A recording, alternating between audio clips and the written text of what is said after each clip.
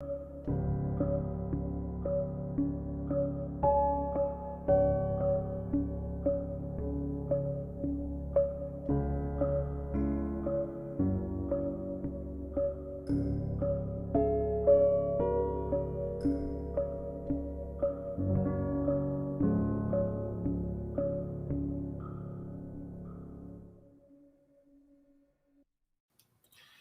Scott, there was some pretty scattered guys here just a few minutes ago. Yes, there were. Two gentlemen that didn't know 30 minutes. They bumped from their elbow on that one. Yeah, I agree with that. What a day it's been. So yeah, it's definitely been a great day. Crazy great day, huh?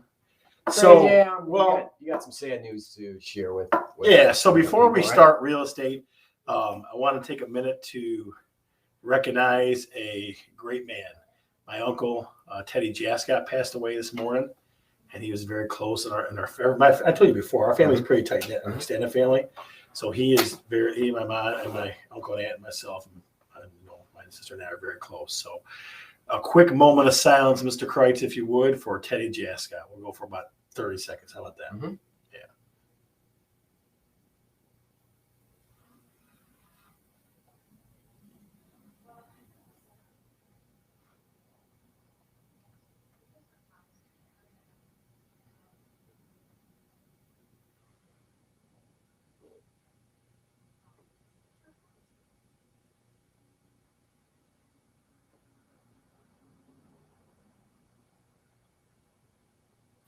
All right, so it's a big thing. Real people, real estate, right? So we're real people, you and I, Mel. I mean, we have real lives, real things go on, right? So just tell us a little bit about Uncle Ted. So Uncle Teddy, listen, he was the youngest of I think 6 brothers and sisters of my grandma's generation. And when he retired, he bought this old gray van, and he traveled all over the country, but in the old gray van. Yeah, like he was in the gray van. Trace, I appreciate that, my friend. He was in the gray van. He went to the Rose Bowl. He went to the guy went everywhere across the whole country in this gray van. Ball of twine or yard. Yeah, like he went everywhere, but he slept in the van. Like he didn't go to. I mean, he stayed in hotels something, but not that much. Like it was crazy. That's awesome. Our family, for whatever reason, picked up volleyball. Volleyball was our big family sport. So anytime we got together, and I know I told the story before, but every year from Memorial Day to Labor Day, every Sunday, my extended family, you're talking 60, 50, 60, 70 people, got together at Heinz Park. Memorial Day to Labor Day, every Sunday, from before I was born till I was probably about 19 years old, right? But people started moving away in that. But I mean, think about that for a minute. Your whole family doing that? It's crazy. Yeah. Good memories. Actually, 8 brothers and sisters. Auntie Chris, I apologize. I had to think about it for a minute. Sometimes I forget those things. So I thank you for correcting me. I appreciate that. So 48 out of 50 states. So those are. Well, you couldn't drive to Hawaii. Couldn't drove to Alaska though, huh? Yeah, absolutely. But those are great memories when you're growing up to have those family get-togethers like that. So how old was Uncle Ted? You're gonna ask me a tough question. The crowd's gonna say. How old was Uncle Ted? More like it was less. It was more than 30 people. You must have lost your mind, sister. You're getting too old for this. I'm telling you. Yeah. So. I want to say it was 92, I think. If I'm wrong, I guarantee you all those people will correct me. Yeah, 91.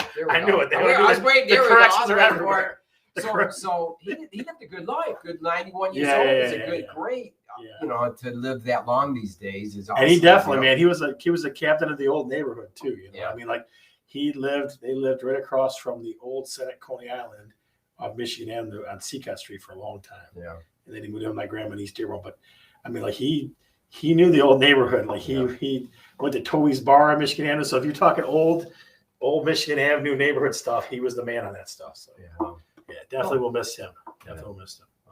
You're in our prayers, thoughts there. Absolutely. Your family and I appreciate it. It definitely was my thoughts, even working the day, my thoughts were with my family the whole day. Sure, absolutely. So tough there. So all right, you want to start this off? Let's get it going. Here we go. I'm Scott. I'm Don. And we're talking real estate. All right, so Don. Here's the thing, okay? We're hearing about this left and right, and it's driving me crazy, okay? What are people saying all over the place? Lay people are saying it. People that in the know, I mean, talking heads are saying it. What are they talking about? Yeah, they're talking about the market slowing down, or there's going to be a market crash. And there is not going to be a market crash. Like I've seen this everywhere. And I try to explain to people, like, will things settle down to normal? Yes. Okay, but it's not going to crash, and it's not going to be normal for to where what we actually know is normal, where there's equilibrium in the market, that still ways off. I mean, I went out with somebody last night, and the dad was like, "I'm waiting for the car market to crash." I'm like, "You are? Yeah. Like you're waiting for that to happen?" I mean, with that. And we're gonna explain why it's not going to crash, and these are good, legitimate reasons. A lot of people try to compare this to when we had the mortgage meltdown. That this is the same bubble type of stuff. Not even close. Right. Not So even close.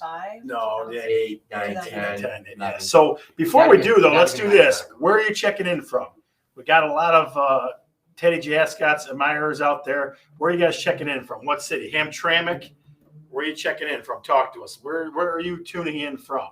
I got the Northman, Jim Robleski. He's from way up in North Gladwin area. He's checking in. So those guys are checking in everywhere. So where are you checking in from? That's what we'd love to know. Let's see where people are checking in from.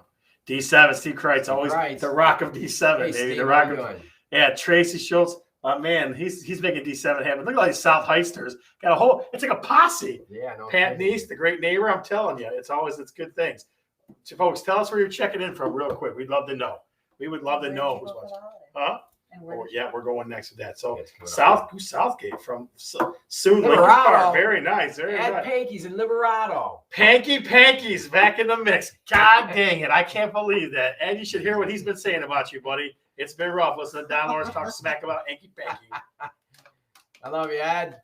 All right. So Ed's one of my favorite brother-in-laws. Other thing I would tell you on a positive note, they said that the people that travel for Labor Day weekend was back to 2019 levels. Like people were traveling like crazy. So what did you do? What did you do Labor Day weekend, ladies and gentlemen? What did you do? We'd love to hear this. Did you go somewhere? Yeah, that's what I'm saying. Did you go somewhere? What did you do? Did you go to the lake? A lot of people going to the lake. Yeah. A lot of people, some people jumping on planes. I mean, lots of good stuff going on. What did you do? Huh? Pull up Me? I freaking went Michigan football game, and then I worked. That's what I did. See? Steve Kreitz knows what's going on. Michigan. That's right. What did you do for Labor Day weekend? We would love to hear. We got all kinds of people checking in. So tell us, what did you do for Dearborn, my couch? That's what I did from my couch. You got to love that one. I'm going to check it from my couch. So what did you do Labor Day weekend? Tell us. Where did you go? What did you do? I'll get down the water ski hill yet. See, you bet. I don't March labor. Tracy's like, I labored this weekend. That's what I was doing. Listen, you want to talk about hard-working dude? Tracy Schultz is a hard-working dude, man. He makes it happen. He definitely does. He's got a new house. Tracy, did you labor on Labor Day? You're supposed to take Labor Day off for laborers. I'll tell you, I did not labor that much. I think on Saturday, but I labored on Sunday and Monday. I guaranteed that happened. Yep, absolutely. Ed Panky's he used to build houses, so he labored and guaranteed worked hard. That man worked hard. So yeah, let us know what you did for Labor Day weekend. But let's get into this market crash business, okay? Because we got to dispel this myth. We have to, because daughter's house in Taylor, very nice, very nice. All 3 days. Come on, Tracy, take one day off, brother. One day off. Big ass walks. There it is, right there. Big ass water slide. Big Christ. You can always count on Kreitz to that one. There were you Big ass water slide. Oh, Steve, thanks for lightening the spirits a little bit. Steve. So let's talk about this. And folks, chime in all the time. If you believe what we're saying, if you think we're full of it, I mean, as far as for each one of these things, or if you got a counterpoint, that's okay. We'll discuss it. You know what I mean? So the first thing, let's talk about rates are still really, really low. Interest rates are, it's free money for the most part, right? It is. And we talk to Mike every week, and we check the pulse every week with him. And he says, a little bit up, a little bit down, a little bit up, a little bit down. Now, will they stay ridiculously low forever? No. But let's say they go up to 3 and 3.5, 4. Right. It's still way better than 6, 7, 8, 9, 10. Absolutely. Yes. So that's one. Rates are still low. Yeah. I think when I was looking on a $300,000 house, the difference between 3 and 4 is about $150. Yeah. $150 a month. That's it. Yep. I mean, that's not bad. That's not bad at all. That's around $1,200 a year additional for a 1% interest rate increase for $100,000. So let me ask you this, as an audience: did you take advantage of the low interest rates? Did you either buy or did you refinance in the past year? If you did, give us a thumbs up. If you didn't, that's what I say about that. Let us know if you're refinanced. I'm curious about the refinancing. Lots of refinances out there, man. A lot of them. I mean, why wouldn't you? Yeah, and right at this point, you pretty much most people probably have. That's what I'm curious about. Most so people are Don's curious. So when he gets curious, you guys got to help us out. Did you either refinance or buy a new home in the past year? Either one of us, give a thumbs up in the chat for us if you wouldn't mind. Paid off. Very nice. Very nice. Steve Christ, the legend. He's paying off to get that big ass water slide. That's what it is. He was here all weekend. Yeah, he was. Where's that water slide at? So the rest of you folks, tell us, did you refi? Did you take advantage of buy in the last year? Because the rates, like I said, are low. They're ridiculously low. There's a thumbs up right there. Very nice. Very nice. We're in the process of refi. Yeah, John Becker. Listen, that guy is heating, cooling master of the universe. Okay, even in his current infirm state. I'm not going to mention it, but yeah, the guy's amazing. So John Becker, you are a man heating and cooling. We had him here, so in my spare room, he's got the water slide in spare. That's awesome. Steve Christ. So Steve, it can't be big ass. It's got to be little ass water slide. So now what do you have for number 2? All right, so number 2, inventory will stay low. And the reason why is because of new builds. They're not building houses as fast as we need them to take up the extra slack in the market, as we say. So hold on a second. I want to go, Mel, do me a favor. Click on that little chat message right there from Tracy. Tracy, no, hold on. Yeah. Tracy, listen, you were stealing, my friend. That's exactly. If you guys knew what interest rate that guy got, you would be amazed. He got less than 3%. I can tell you that much. I'm not going to say more than that, but that guy got a great interest rate. Absolutely. Good for him. Yeah. So now I try to doing as much research as we do and how the market works and things. I try to explain to people what we're feeling right now has been almost decade long. From 2008 to about 2016, 17, the amount of new builds was lesser than it has been. Right? Absolutely. And then with the crank on freaking wood now, it's coming down, but it was way up there. So you can't magically build a house in 2 months. But there is also a complication that buying land that's going up. That the value of land's going up, so that costs more for the builders to buy. And skilled trades. It's hard to find good skilled trades that will show up and do the job. So they're lacking labor. So there's a combination of things going on. And the biggest thing is the more new builds we can get, the better the more it will help the market.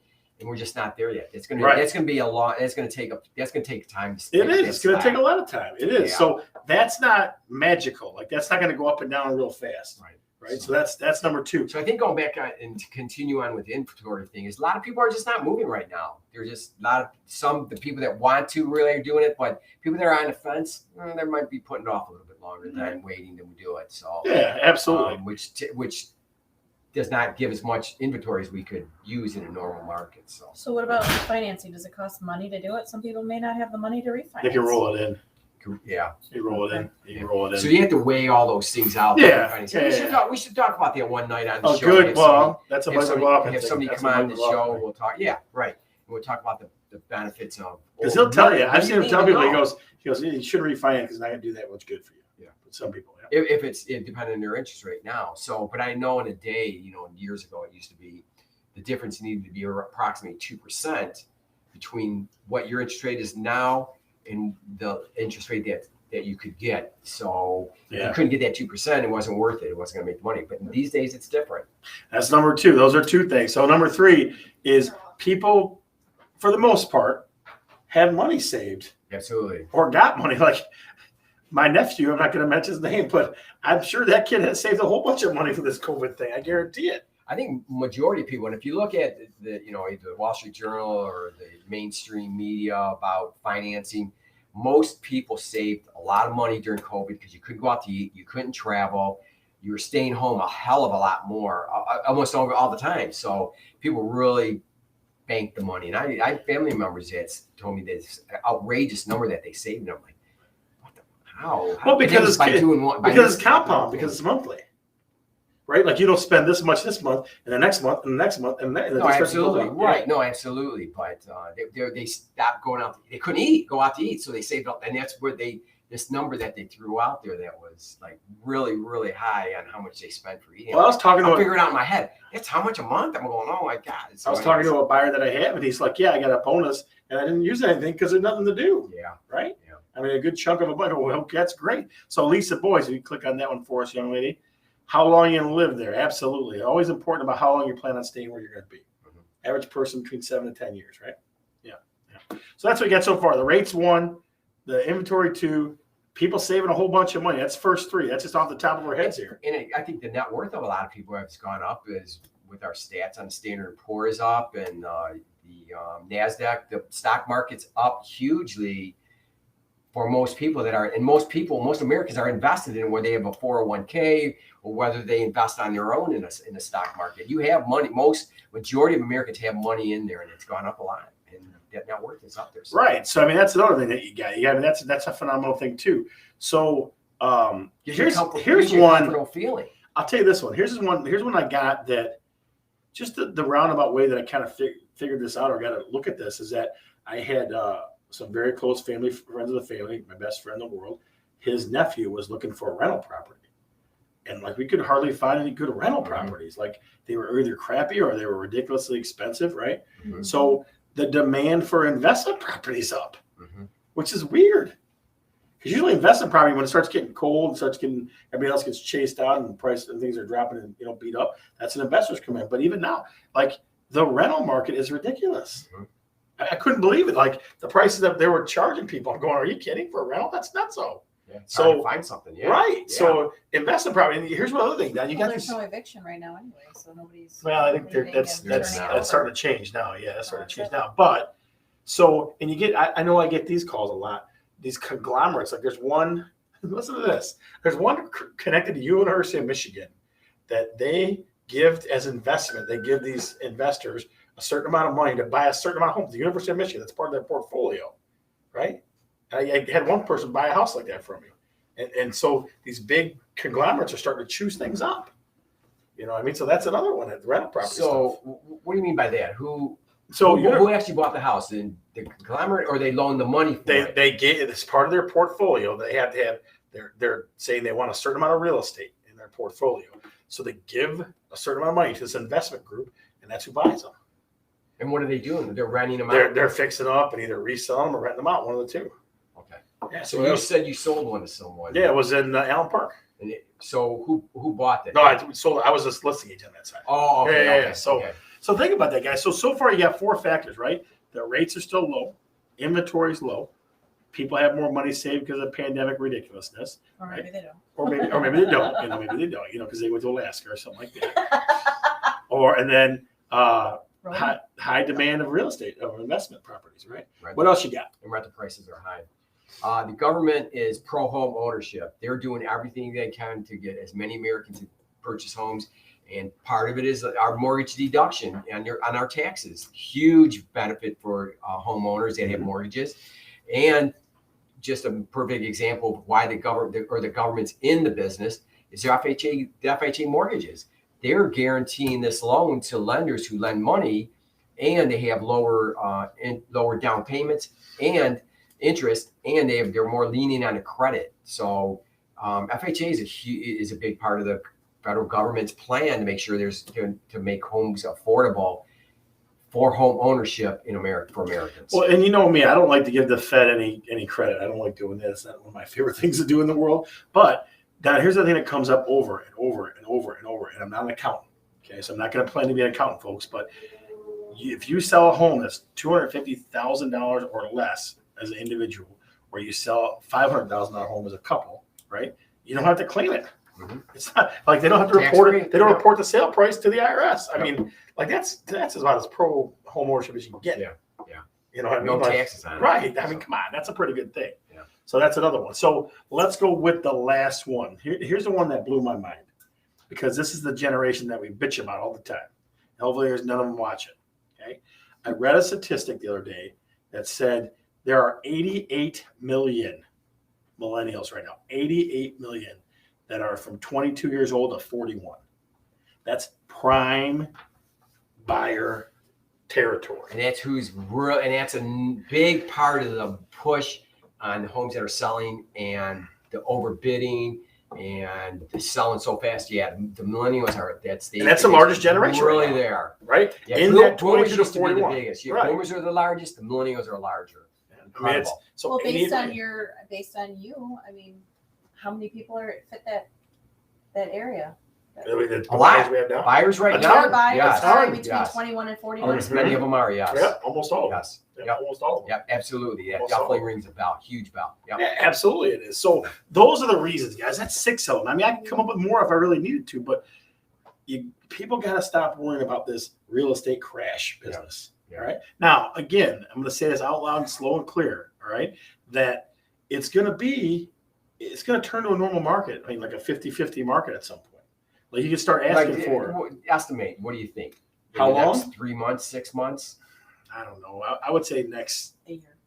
fall, even maybe. I don't know. Maybe. Let me put it this way. Folks. And I'm going to use real world examples. Okay. I put an offer today at list price. Okay. I got one accepted about a week ago at list price. Right. I got one accepted 2 weeks ago under list price. Right. So it's out there. It's happening. Yeah, it's slow. We can see some of that. I mean, so that's sure. Do I on the list side get 5, 10, 15? Or absolutely. Yeah. Absolutely. Because the job of the listing, you just get multiple offers. That's what you do. That's what you get paid for. So I listed one last week and sold it over this beginning of this week. And we had 22 showings over a 3-day period. And we had 3 offers. 2 of them were full price, FHA, no private inspections, but no appraisal gap coverage. And one over that, 10 grand over that list price.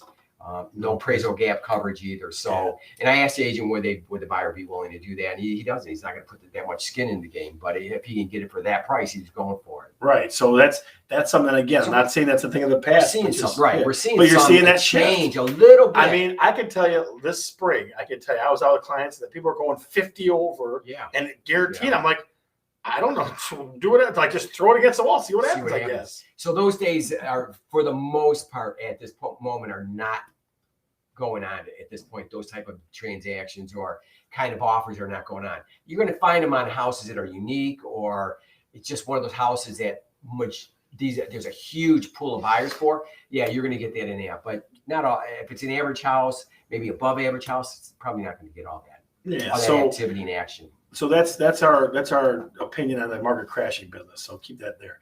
Now here's what I want to talk about. What do you love about fall? Give me something. The best thing I love about fall is the cool breeze and just a fresh, crisp air in the leaves, and just I don't know. It's nice to have a fire out in the backyard. Pick one. Nice to put a sweatshirt on. Just one is all I'm asking for. I'm telling you, all 3 of those No things. mosquitoes. So Mel, what about you? What do you No love about sweating. fall? Well, I don't know about mosquitoes. Just cooler temperatures and layering up. Yeah. So, folks in the audience, we want to hear, what do you love about fall? What are some things you love about fall? Han Solo boots. I got one more. That's right. What was it? The Han Solo Football. boots. Yeah, Tracy's the man. Football. So, That's what I was hang gonna on a say, football. second. Special guest, Tom Gillespie. Come on in here. Michigan football. Go Michigan. blue. He's been watching the show in the wings for about 10, 15 minutes. I'm like, I just wanted to get him on. So, guys, what do you love about fall? What do you love about fall? Tell me some other things besides football. Football and hockey, okay. Baseball's kind of winding down. What else? What else? Yeah, what else? Because I'm going to tell you where I'm taking this. You know what I mean? I love, and I have a deer at Elk Hunting at Pankey. Yep. Ashley says fires. Yep. Fish Lake Road's got great fires, I hear. That's what I hear on the street. Ashley and Antonosi, very nice. So I loved last year. We did Pumpkin Challenge 2020. If you guys recall, color changing the leaves, Lisa, absolutely. And we're going to do it again. 2021. This year, it's going to be way more intense, exciting, and organized. So, Pumpkin Challenge. John, explain to them what that is. So you take your pumpkin, you carve it out, your best carving, you take a picture of it, you post it on our Facebook pages, and you will be entered into a drawing to win 1 of 3 prizes. At least we haven't really talked about that part yet. We're going to get more than that. We don't know yet. We haven't figured the prizes out, but you're going to win a prize, and we may even have maybe a get together up here. One of them's going to be a photo shoot with Mel. That's going to be one of the prizes. Oh my God. The elusive Mel that never comes on camera. That's going to be one in of a them. pumpkin suit. That's right. No, but Don, here's the thing. I think last year we had 100 something, 150. Yeah, we had huge. I want to make this thing ridiculous. So we're telling you now. It's the second week of September. Pumpkin Challenge 2021 is going to be even bigger. It's going to be more crazy prizes. We're hoping for some cool. I tell you what, it gave me some normalcy. is what it did. Yeah, last year, Because absolutely. It's something that people do. Yeah. It's You know, something the people thing do. is that's exactly what happened because we were going through COVID all that time. Here's a fall coming up, talking about going back to COVID, staying in homes and all that sort of stuff. And to have that was a very bright light for me personally Yeah, too. absolutely. And we were doing that, and people got so excited about that, and it was there was a fun, and that's the first thing that we really did that included our community Yep. of followers and people that watch us. And that was a very So my fun, next cool question to you experience. is Hanky Panky gonna carve a pumpkin or not? Ed, you in on this or what? So I tell you what, I can't. You know what else I can't wait for? I can't wait for a Tracy When it Schultz drills carve. and stuff. Yeah, I can't wait for a Tracy Schultz carved pumpkin because that he's wicked good at so many things with his hands. I can't wait to see what that looks like. So you heard it here first. Pumpkin Challenge 2021 is on. All right, we will definitely. I'm gonna need a bigger pumpkin. 2020. No, it's not up there. 2021 Pumpkin Challenge is on. So we'll start releasing the dates probably the end of this month. The prize is going to be bigger. I guarantee that's going to happen. I'll make sure of it. If I got to beg, borrow, steal, and cry, I'll make sure we get bigger prizes. All right? What did you do last year? Huh? We did a whole bunch of different stuff. He's like, I carve meat. That's funny. You guys. All right, so let's get to what realtors see. Now, Don, so go ahead and pull up the caption for us, man. Just in case people aren't aware, it's a second one. Yep. This one? Yep, you got it. Just in case people don't know, this segment is sponsored by Big ass water slide. Big Ass Water Slides. Put your butt in a water slide. Big Ass Water Slides. So what realtors see? I got two today. All right. And both of them, I think was the same buyer, but one of them's kind of funny. And the other one, you go, what is going on there? So the first one's a questioning thing. So folks, we're going to show you the picture in the caption, in the chat. Tell us what you think this was used for. Go ahead and click it for us. Yep. So this is a basement that I was in it last night and 2 nights ago because they want to take a look. Look at that basement, and in the chat, if you can decide or figure out what that basement was prepped for, the yellow stuff on top, Don, is foam insulation. Oh, that's what that is. They sprayed foam insulation across the entire ceiling. So in the chat, if you can give us your guess. We want wrong answers only. What was that basement room used for? What was it prepped for? When you texted me that, I looked at that, and I'll tell you what I Carving me, yeah. So, Catherine, I know you're giggling, but what do you guys got? What was it used for? That basement, I want wrong answers only. I don't want the right answer. I want wrong answers only. Yeah. Come on, Tracy. You can do better than that. Walk-in cooler. Attaboy, Steve Kreitz. Wrong answers only is what I want. So that's the first one. I think somebody knows. Yeah, I know. Everybody would. You're going to smell the room when you walk down. You didn't know what it was, too. Oh, see, all these guys going. They all know. They all want the truth. Yeah. So I'll let the cat out of the bag. That's exactly what it smelled like, and that's exactly what it looked like to me. Yeah. The entire basement was like that. Yeah. Why is it? Shooting gallery. I love that. So what do you think it is, Mal? I have no idea. That right there. Mhm. You know, they were growing weed. They had to be growing weed in that room Why the walls though? What's the deal with because the it's insulated. Everything's insulated. There was that yellow stuff on the top, tanning. There you go. Yeah. That's awesome. So that stuff on the top, they insulated. They sprayed foam insulation on everything, on the wires, on the wood, on everything, on the lights. Everything had that insulation. They're trying to keep the temperature exactly right, and then there are outlets every 6 feet or so for lights. So definitely ridiculous. All right, that's one. This one I thought was cute, but I guess I wonder. I can go and close it. Close the whole screen. I'm on the top right. This? No, shut that. Oh, yep, close that one. There you go. Now I'll go to my face. And then now you should be able to find it. The next one was I guess this stuff started to make me laugh more and more often. Okay, so click the blue screen. Yep. This? Yep. So I saw this on a door. Okay, I thought that was funny. It is. I thought that was It is. funny, right? I see those kind of like the bathroom humor stuff. I see more and more. Yeah. Like I saw I one got a that good one for you. I saw one that said "nice butt." I saw one that said 5 stars would poop here again. I saw that one on a door. I don't know. I think bathroom humor. I mean, it's going to be tasteless either any way you look at it. But I find these things are happening more and more often. these things are happening more and more often. So I don't know if you would have something like that on one of your doors in your bathroom or something similar, put in the chat what you have, because I'm telling you, I saw a $500,000, $30,000 house that had nice butt on in the bathroom. So it doesn't matter price range or anything like that. I thought it was funny. TikTok challenge. There you go. I have a container in the bathroom that says, "Hey there, sweet cheeks." That's funny. See, that's what I mean. Like, I guess if it's as tastefully as you can do it, it's all right. Yeah, why it's everybody does it. What do you? It's. I know, but that's the first time I saw that one. No. I mean, just in general. I mean, yeah, everybody has to go to the bathroom. Mine says, "Text me when you run out of toilet paper." That's awesome. Yeah. See, Because text them. everybody brings their phone into the bathroom. They do, They really? do, yes. For what? They even make outlets covers that with a plate on it so you can rest your phone on it. All right, so that's what we got to put out to the people. If you take your phone into the bathroom with you, put in the chat yes. Yes, I About do. 90% do. I want to see. Of all the people watching right now, Do you? I do. I Me do too. not. I do. not. I do typically, yes. So if you take your phone in the bathroom with you, we'd like to know. Curious realtors, we'd like to know if you do or not. So let's see what the crowd has to say. If I take mine in, it's in my pocket. I'm not In a there. Ziploc baggie. So if you take your phone into the bathroom with you, everyone that works for me, Steve Crooks, he used to run Joe Reno's Pizza on Monroe, guaranteed. Of course. See, Tracy says, of course.